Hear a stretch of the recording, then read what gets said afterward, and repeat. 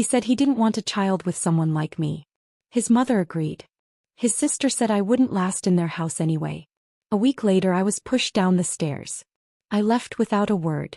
His dinner tasted fine. Until he read the note taped beneath his plate. Infertile now. The plate shattered against the marble floor, ceramic fragments scattering like broken promises across the kitchen tiles. I stood frozen, my 5-month pregnant belly pressed against the counter's edge, watching Alex's mother Stephanie's face twist into something I'd never seen before, pure, undiluted disgust. "You clumsy fool," she hissed, her voice dripping with the kind of venom that makes your skin crawl.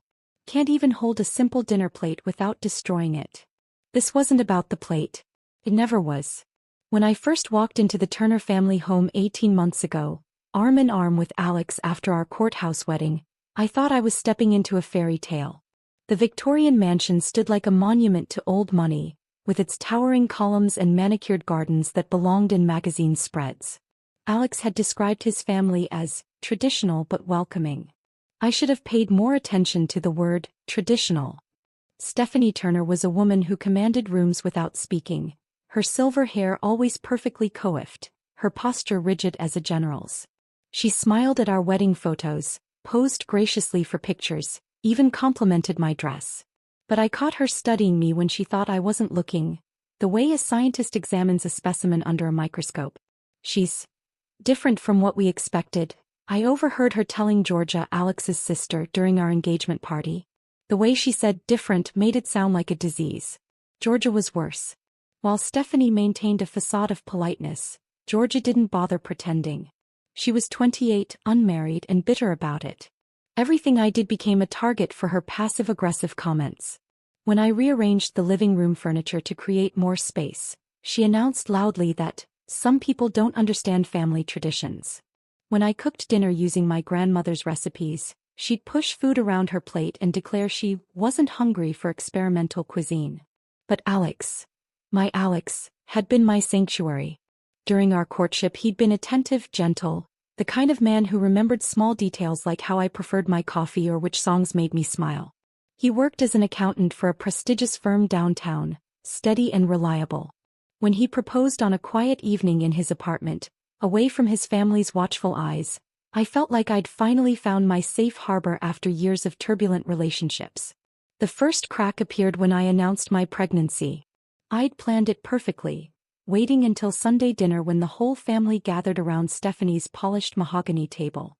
I placed the ultrasound photo next to Alex's plate, my heart hammering with excitement. This was supposed to be our moment of joy, the beginning of our real family. The silence stretched like a taut wire ready to snap. Alex stared at the image, his fork suspended halfway to his mouth. Stephanie's face went completely blank, as if someone had erased all expression from it. Georgia actually laughed, a sharp, bitter sound that made my stomach lurch. "Well," Stephanie finally said, dabbing her lips with her napkin, "this is unexpected." Unexpected. Not congratulations. Not expressions of joy about their first grandchild. Just unexpected. Alex cleared his throat. "We should discuss this privately," he mumbled, avoiding my eyes. That night, lying in our bed while Alex faced away from me, I tried to rationalize their reaction. Maybe they were shocked. Maybe they needed time to adjust. Maybe traditional families processed news differently than I was used to. But as weeks passed, the atmosphere in the house grew poisonous. Stephanie began making pointed comments about young women who rush into motherhood without considering the consequences. She'd leave pregnancy books around the house, not the encouraging kind, but clinical texts about high-risk pregnancies and complications. When I'd find them, she'd feign surprise. "Oh, those old things. I was just doing some research." You can never be too prepared for difficulties. Georgia escalated her campaign of psychological warfare. She'd invite friends over who'd gush about their own pregnancies within earshot, then pointedly exclude me from conversations. When I experienced morning sickness, she'd complain loudly about the smell of whatever I was cooking, forcing me to eat crackers in my room like a prisoner. But the most devastating change was in Alex. My husband, the man who once traced my face with gentle fingers and whispered promises about our future, began treating me like an inconvenience. He'd come home later each evening claiming urgent projects at work. When I'd try to discuss baby names or nursery plans, he'd change the subject or suddenly remember urgent phone calls he needed to make. "Maybe we should wait," he said one evening, his voice clinical and detached. "I've been thinking about our finances, our career plans. Maybe this isn't the right timing." The way he said this instead of "our baby" sent ice through my veins. I caught whispered conversations that stopped abruptly when I entered rooms. Phone calls taken behind closed doors. Glances exchanged between the three of them that excluded me completely, like I was some unwelcome outsider who'd somehow infiltrated their perfect world. The house itself seemed to turn against me. Floors that had once felt welcoming now felt hostile under my feet. Family photos lining the hallways, generations of Turners with their identical cold eyes, seemed to watch me with disapproval. Even my own reflection in the antique mirrors scattered throughout the mansion looked foreign, like I was playing dress-up in someone else's life. At 5 months, when my pregnancy became undeniably visible, the pretense finally crumbled completely. That Tuesday evening I was carrying a tray of dishes upstairs. Stephanie insisted on eating in the formal dining room, then expected someone to clean up afterward. My back ached, my feet were swollen, but I'd learned that complaining only invited more scrutiny. The stairs in the Turner house were grand and sweeping, designed for dramatic entrances rather than practical navigation. As I reached the landing, balancing the heavy tray against my growing belly, I felt it, a sudden forceful shove between my shoulder blades. Time fragmented. The tray flew from my hands, china exploding against the walls. My body twisted, my arms instinctively wrapping around my stomach as I tumbled down those unforgiving wooden steps. Each impact sent shockwaves of agony through my spine, my ribs, my soul. When I finally stopped moving, crumpled at the bottom of the staircase like a broken doll, the pain was excruciating. But worse than the physical agony was the sound drifting from the top of the stairs. Hushed voices, not calling for help, not expressing concern. Just satisfied whispers. And in that moment, sprawled on the cold marble floor with my baby's life hanging in the balance, I finally understood the truth about the family I'd married into. They'd never wanted me to succeed. They'd been waiting for me to fall. The emergency room doctor's face was professionally neutral as she pressed the ultrasound wand against my bruised abdomen. I held my breath, waiting for words that would either save or destroy what remained of my world. The steady rhythm of my baby's heartbeat filled the sterile room like a defiant war drum. "Everything looks normal," she said, her voice carrying the relief I couldn't yet allow myself to feel. "Your baby is strong. But you need to be more careful on those stairs. More careful." As if my tumble down the Turner family staircase had been an accident. I smiled and nodded, playing the part of the clumsy pregnant woman who'd simply lost her footing. The bruises painting my ribs in shades of purple and yellow told a different story, but I kept that narrative to myself. Some truths are too dangerous to speak aloud, especially when you're surrounded by people who benefit from your silence. The ride back to the mansion felt like traveling toward my own execution. Alex drove with his usual mechanical precision, his hands gripping the steering wheel at exactly 10 and 2 o'clock. He asked the required questions about my condition, made the appropriate concerned sounds, but his eyes never quite met mine in the rearview mirror. "Maybe you should rest more," he suggested as we pulled into the circular driveway. "Pregnancy can make women unsteady." Unsteady. Another carefully chosen word to rewrite history. That night, lying in our bed while Alex's breathing settled into the rhythm of sleep, I made my decision. But not the one they expected. They wanted me broken, defeated, grateful for whatever scraps of dignity they might allow me to keep. Instead, I would become something far more dangerous, invisible. For 3 weeks I played my part perfectly. I moved through their house like a ghost, speaking only when spoken to, keeping my eyes downcast, appearing to shrink further into myself with each passing day. Stephanie's satisfied smiles grew more frequent. Georgia actually hummed while arranging flowers, as if my spirit's apparent breaking had lifted some invisible weight from her shoulders. But while they celebrated their perceived victory, I was studying them with the intensity of a scientist observing lab specimens. I learned Stephanie's schedule down to the minute. Her morning yoga sessions, her weekly bridge club meetings, her Thursday afternoon visits to the country club. I memorized Georgia's habits, her tendency to leave important documents scattered across her desk, her complete reliance on prescription anxiety medication that she kept in an unlocked bathroom cabinet. Most importantly, I watched Alex. My husband had patterns, routines as predictable as clockwork. He ate the same breakfast every morning, left for work at exactly 7:30, returned home at precisely 6:15 unless he had one of his increasingly frequent late meetings. He trusted me to prepare his meals, never questioning what went into his food or where the ingredients came from. That trust would prove to be his downfall. My undergraduate degree in chemistry had been something I'd mentioned only once during our courtship, describing it as something I studied before finding my real passion. Alex had nodded politely and changed the subject to something he found more interesting, probably his golf handicap or quarterly tax projections. He'd never bothered to ask about my real passion, never wondered what I'd actually learned during those 4 years of studying molecular structures and chemical interactions. His indifference to my education became my greatest weapon. The plan crystallized during one of my sleepless nights. Lying awake while phantom pains from my fall reminded me exactly how expendable the Turner family considered me. They wanted me gone, but they needed it to look natural, accidental. An unfortunate miscarriage followed by a quiet divorce, leaving Alex free to marry someone more suitable to their social standing.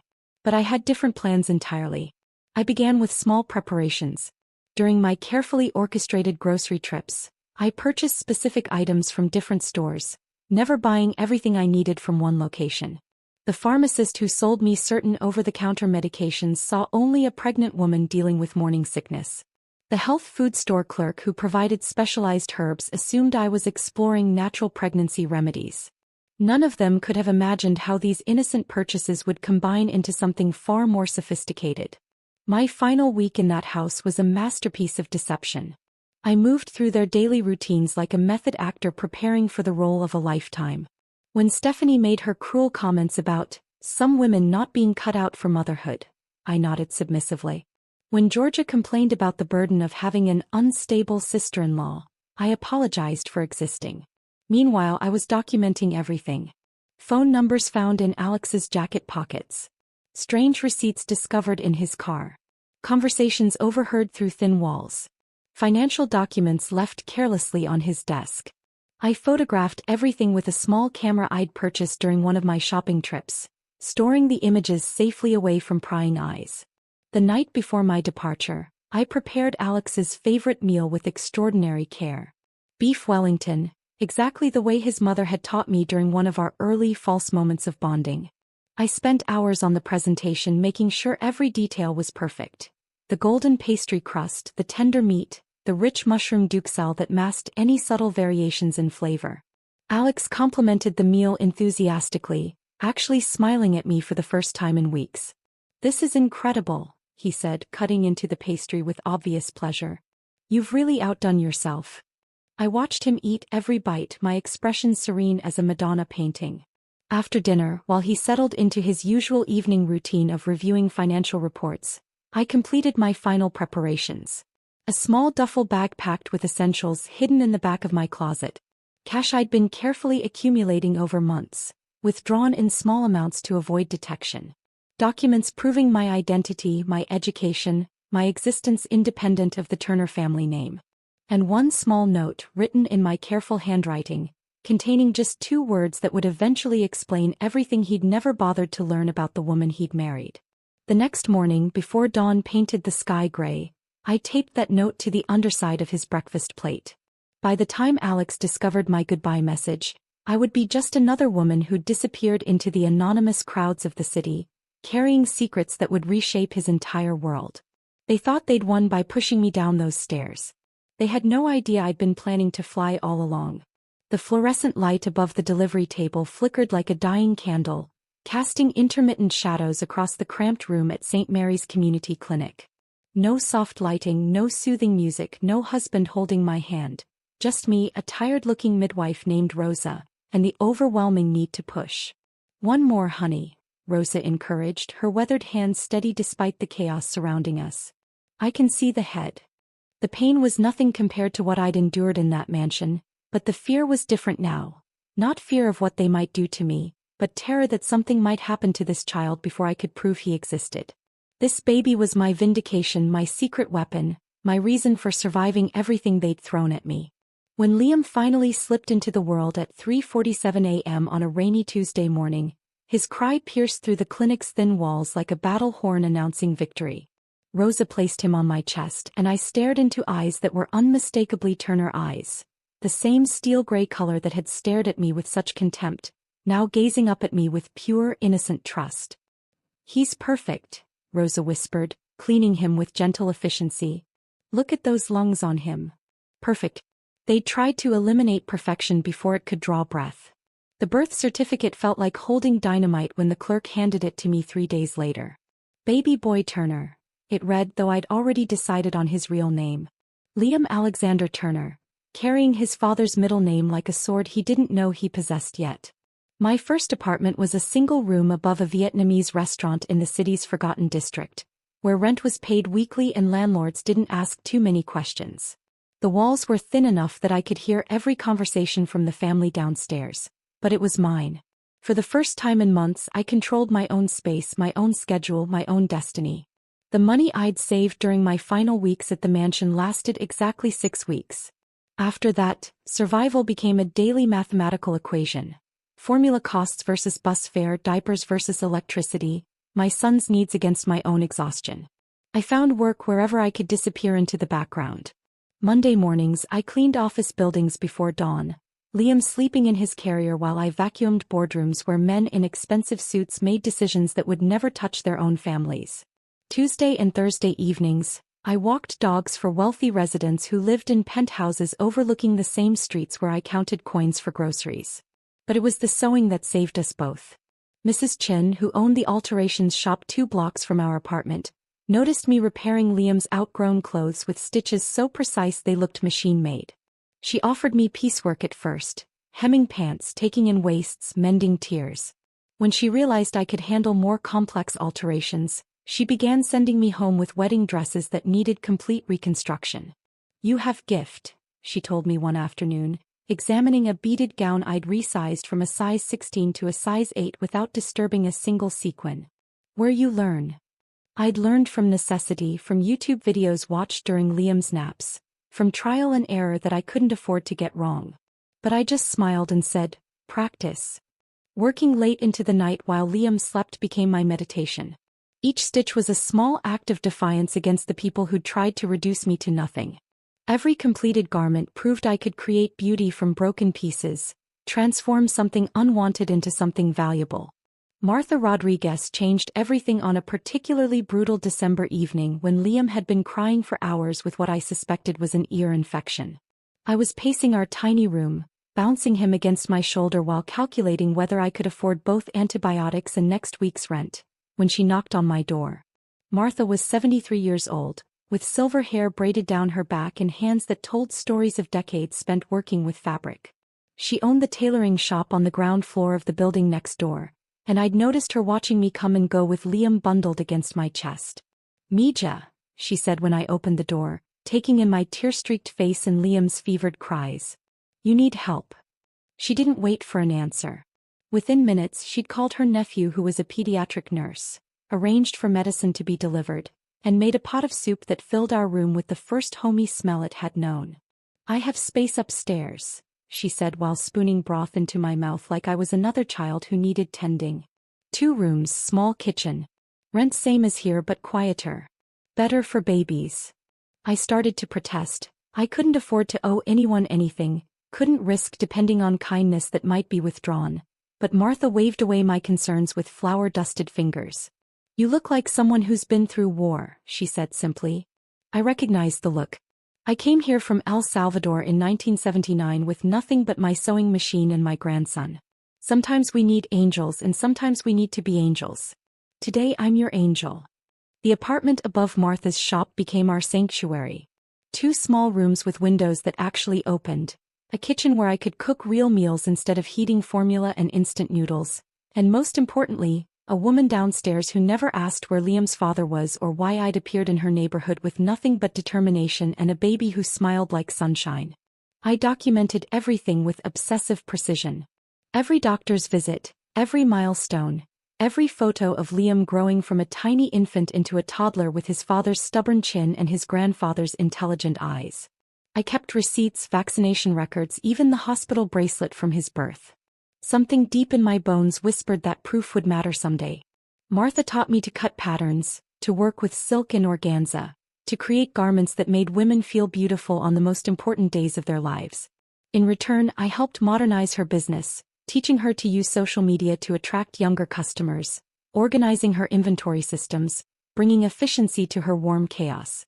"You have good hands," she'd say, watching me work late into the evening while Liam played with fabric scraps at my feet. "But more than that, you have good heart. Broken maybe, but good."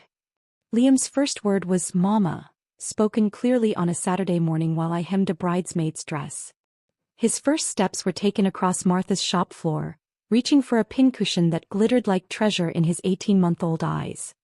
His first complete sentence was, "Mama, pretty dress," pointing at a wedding gown I was beading for a client. Every milestone felt like a small victory against the people who'd tried to prevent his existence. They'd pushed me down those stairs believing they could erase us both. Instead, they'd only made us stronger, more determined, more dangerous than they could possibly imagine. At night, after Martha had gone upstairs to her own apartment and Liam was finally asleep, I'd sit at my sewing machine and smile while thinking about Alex. I wondered if he'd discovered my note yet, if he'd tried to start a family with someone new, if he'd learned the truth about what I'd left him. I hoped he had. I hoped he'd tried everything. Because that's when he'd discover what I'd known all along. Some things once broken can never be repaired. The phone rang while I was teaching Liam to tie his shoes, his small fingers fumbling with the laces as morning sunlight streamed through Martha's shop windows. I almost didn't answer. Unknown numbers usually meant bill collectors or telemarketers, neither of which I had time for while balancing a toddler and 3 wedding dress alterations due by Friday. "Is this the mother of Liam Alexander Turner?"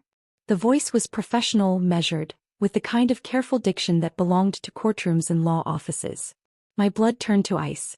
Nobody knew that name except me, the hospital, and whoever had issued his birth certificate. I'd been so careful, so invisible for almost 2 years. "Who's asking?" I managed, my voice steady despite the earthquake in my chest. "My name is Clayton Hendricks. I'm an attorney representing the Turner estate.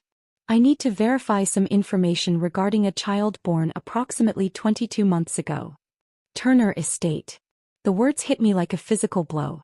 I set Liam down gently, watching him toddle toward his toy box while my mind raced through possibilities, each one more terrifying than the last. Had they found us? Were they coming to take him away? Had Alex somehow discovered his son existed? "I'm sorry, but I think you have the wrong person," I lied, my voice barely above a whisper. "Ma'am, I have a birth certificate here that says otherwise. Liam Alexander Turner, born at St. Mary's Community Clinic. Mother listed as Sarah Elizabeth Turner." Clayton's voice softened slightly. "I'm not calling to cause trouble. There's been a development regarding the family estate that requires immediate clarification. Sarah Elizabeth Turner." I'd kept Alex's last name on all of Liam's documents, partly for practical reasons and partly because some vindictive part of me wanted that connection to exist in writing. Now that decision was coming back to haunt me in ways I'd never anticipated. "What kind of development?" I asked, sinking into Martha's worn velvet chair while Liam built towers with wooden blocks, blissfully unaware that his entire world might be about to change. Clayton paused and I could hear papers rustling in the background. "Are you familiar with Kyle Turner? Alex's father." Kyle Turner. I'd met him exactly twice before he passed away from a heart attack 6 months into my marriage. He'd been quieter than the rest of his family, more observant. During our brief conversations, he'd asked me about my education, my background, my plans, questions that seemed genuine rather than judgmental. Unlike Stephanie and Georgia, Kyle had never made me feel like an intruder in his home. "Yes, I met him a few times," I said carefully. "Mr. Turner passed away 14 months ago. We've been handling his estate, but there's been a complication. A rather significant one." Clayton's voice took on the tone of someone delivering news that would fundamentally alter lives. Kyle Turner amended his will shortly before his death. The changes were unconventional. My hands were shaking now. Liam looked up from his blocks, sensing my distress with the intuitive radar that toddlers possess. I forced a smile and motioned for him to continue playing. "What kind of changes?" "The entirety of the Turner estate, The house, the investment properties, the business holdings, everything was left to his biological grandson. Not to Alex, not to Stephanie, not to Georgia.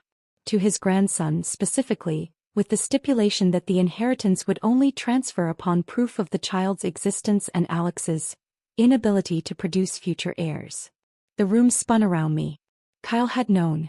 Somehow that quiet old man had seen through his family's facade and understood exactly what kind of people they really were. He'd written a will that would reward the very thing they tried to destroy. I don't understand, I said, though understanding was beginning to dawn like a terrible sunrise. What does this have to do with my son?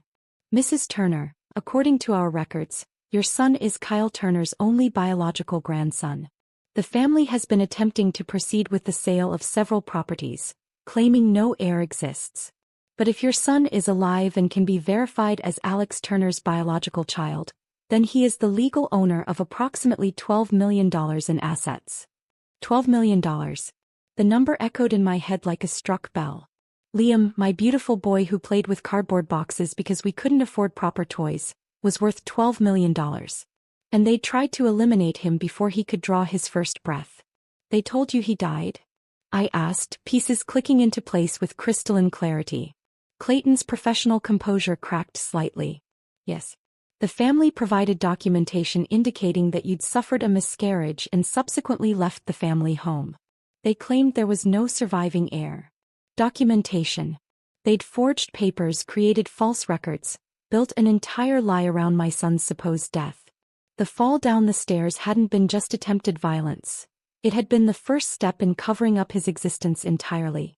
Mr. Hendricks, I said, my voice gaining strength as fury began to overtake fear. I think we need to meet in person.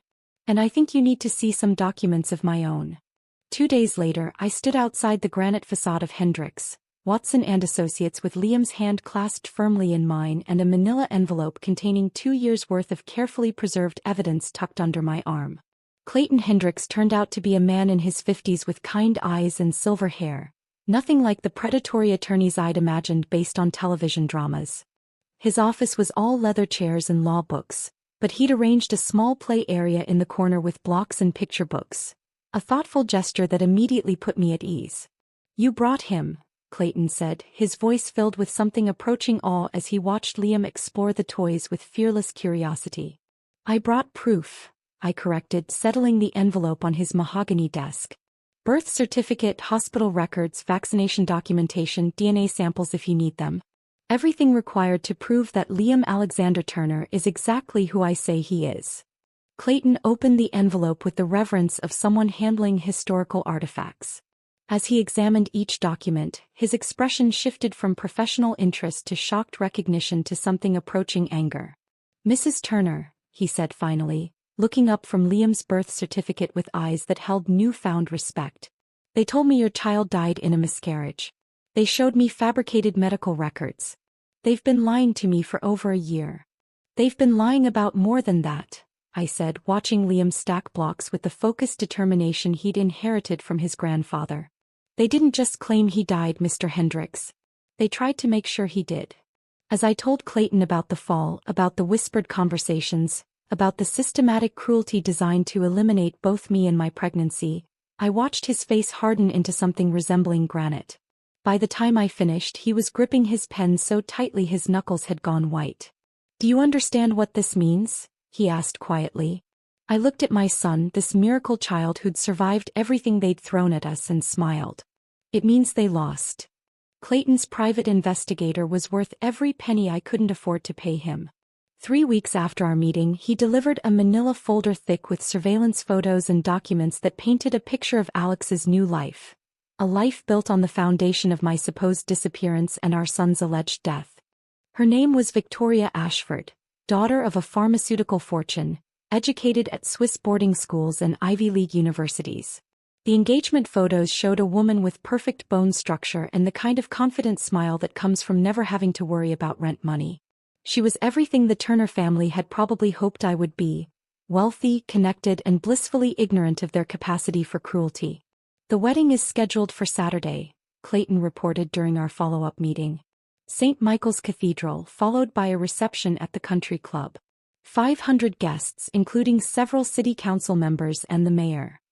I studied the invitation he'd somehow obtained, noting the elegant calligraphy and cream-colored cardstock that probably cost more than my monthly grocery budget. Everything about it screamed old money and social prominence. Exactly the kind of spectacle the Turner family would orchestrate to announce their triumphant return to respectability. And the medical tests? I asked, though I already knew the answer from Clayton's barely suppressed smile.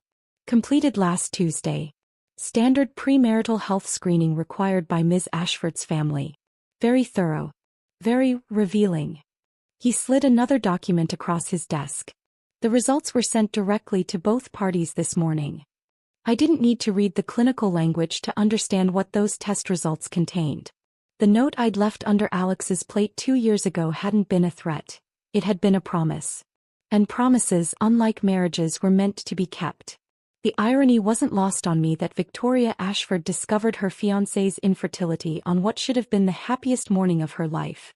I imagined her sitting in some luxury hotel suite, surrounded by bridesmaids and wedding planners, when the email arrived with news that would shatter every future she'd envisioned. According to Clayton's contact at the hospital, a nurse who happened to be Martha's niece, the conversation between Victoria and Alex that morning had been brief and devastating. Alex had tried to explain, to minimize, to suggest they could explore other options. Victoria had listened in silence, then asked a single question that ended everything. How long have you known? His inability to answer honestly had told her everything she needed to know. The cathedral bells were ringing 11 o'clock when Victoria Ashford walked down the aisle for the last time as his intended bride. Clayton's investigator had positioned himself discreetly in the back pew, camera hidden, ready to document what would become the most talked-about wedding disaster in the city's recent memory. She looked ethereal in her custom Vera Wang gown, a vision of ivory silk and French lace that had taken 8 months to create. The 5-carat diamond on her finger caught the stained glass light as she moved with practiced grace toward the altar where Alex waited in his perfectly tailored tuxedo. But something was wrong. The guests sensed it first, a tension that rippled through the cathedral like wind across water. Victoria's steps were too measured, too deliberate. Her expression was serene, but her eyes held the cold fury of a woman who'd discovered she'd been built a life on lies. She stopped 6 feet from the altar. Close enough for Alex to see the knowledge in her eyes, far enough away to ensure her words would carry to the back pews. "Ladies and gentlemen," Victoria said, her voice clear and steady as cathedral bells. "I want to thank you all for coming today to witness what was supposed to be the beginning of a beautiful marriage." Alex's face went ashen. Stephanie half rose from her front row seat, her mouth opening in a silent protest. Georgia gripped her purse like a weapon, as if expensive leather could somehow protect her from the tsunami that was building. "Unfortunately," Victoria continued, turning to face the congregation with the poise of someone accustomed to commanding rooms full of powerful people, "I've recently learned that my fiancé has been less than honest about certain fundamental aspects of our future together." The silence in the cathedral was so complete that the rustle of her dress sounded like thunder as she reached into her bouquet and withdrew a folded document. "This morning, I received the results of Alex's fertility testing." Her voice never wavered, never rose, never betrayed the emotional earthquake that must have been occurring beneath her composed exterior. Tests that revealed he is completely and irreversibly sterile. A condition he has apparently been aware of for quite some time. The gasps from the congregation created a sound like wind through autumn leaves. Alex tried to step toward her, his hand extended in supplication, but Victoria's expression stopped him cold. "You told me you wanted children," she said, finally allowing emotion to creep into her voice. Not anger, but something far more devastating: disappointment. "You let me plan our family. You let me imagine our future. You let me believe in a lie."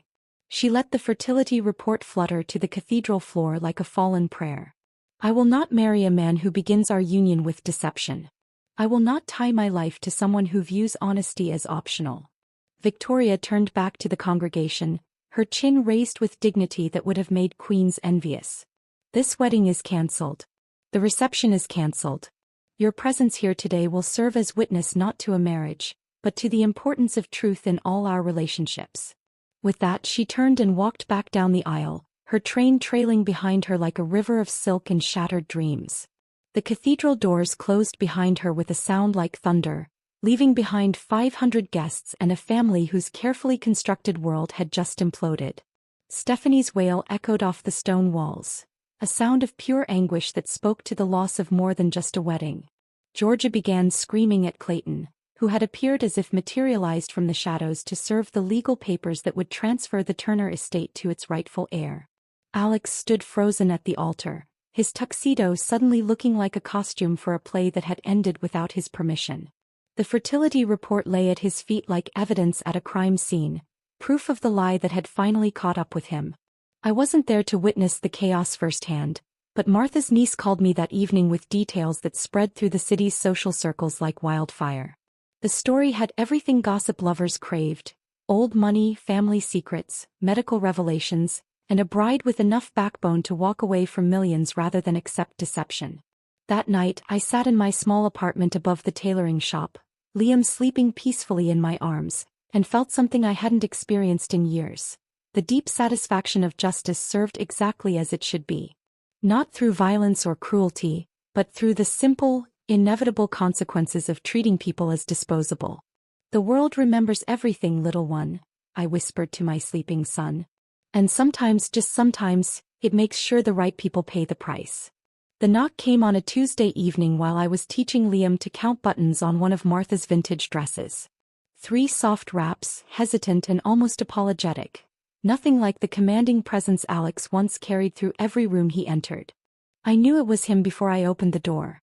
Martha had called from downstairs to warn me, her voice tight with protective concern. "There's a man here asking for you. Says he's family. Should I send him away?" I told her to let him come up. Some conversations can't be avoided forever, and I'd learned that facing difficult truths head-on was always better than letting them fester in shadows. Alex stood in my doorway looking like a stranger wearing a familiar face. The confident posture was gone, replaced by shoulders that curved inward as if protecting some invisible wound.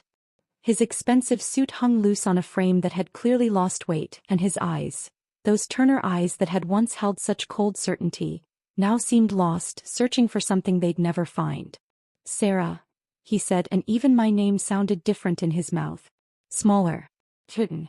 Liam peeked out from behind my legs, curious about the tall stranger who looked so much like his own reflection in mirrors.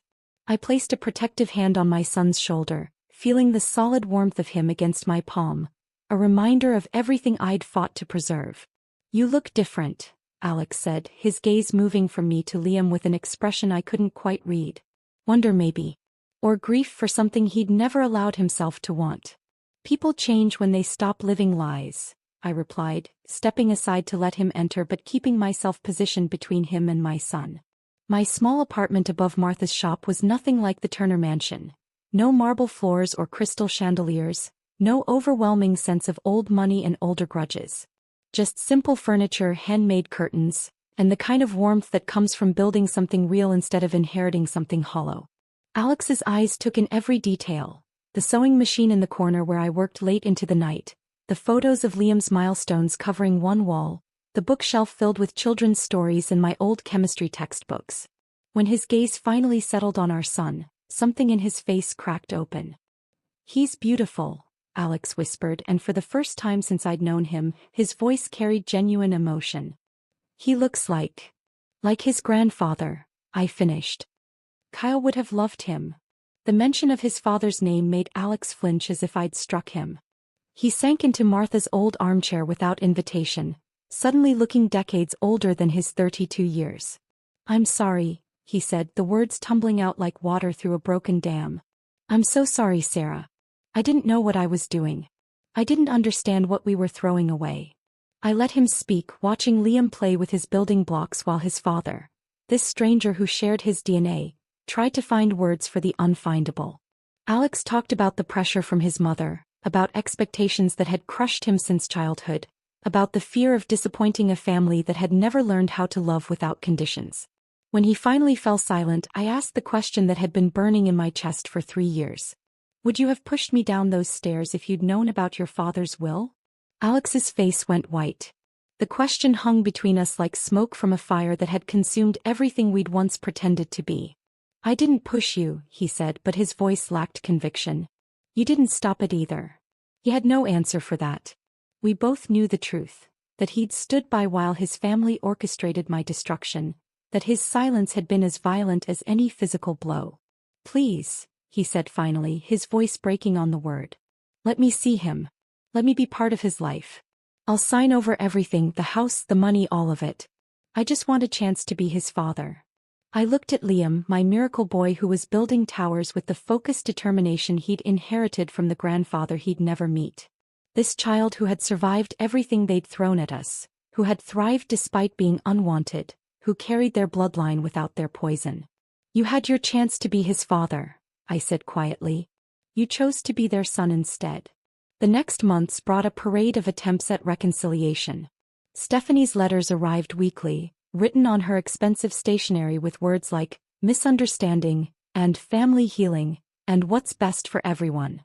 I returned them unopened, their weight in my hands feeling like anchors trying to drag me back to a place I'd fought too hard to escape. George's gifts were more elaborate.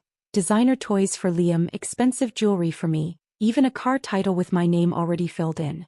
Each package went back to sender without being opened. Their guilt might be expensive, but my peace was priceless.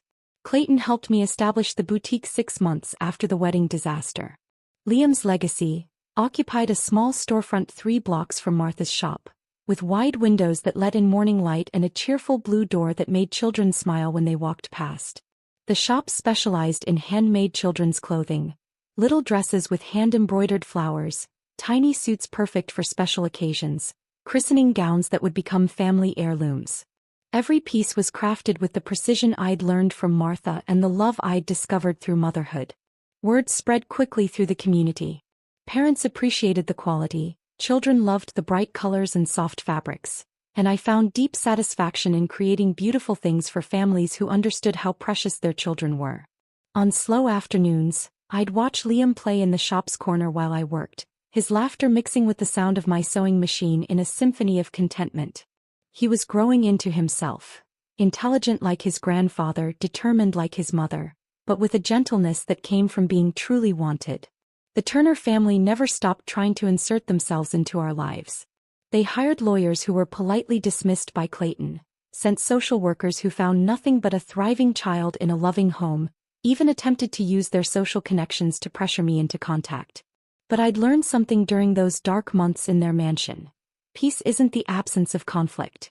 It's the presence of boundaries so strong that other people's chaos can't touch what you've built. Every evening I'd lock up the shop and climb the stairs to our apartment, where Liam would be waiting with stories about his day and questions about everything from why flowers need water to whether stars have names. After dinner and bath time and bedtime stories, I'd tuck him into his small bed and watch him sleep, this child who had been unwanted by some but was everything to me. In those quiet moments, I felt something I'd never experienced in the Turner mansion, complete and perfect peace. Not because my enemies had suffered, though they had, but because I'd refused to let their poison transform me into something bitter and broken. They'd tried to destroy us and instead they'd set us free. That was the sweetest victory of all. If this story of sweet revenge had you on the edge of your seat, smash that like button right now. My favorite part was when Sarah left that chilling note under Alex's dinner plate. Infertile now. The ultimate checkmate move. What was your favorite moment? Drop it in the comments below. Don't miss more thrilling stories like this. Subscribe and hit that notification bell so you never miss an upload.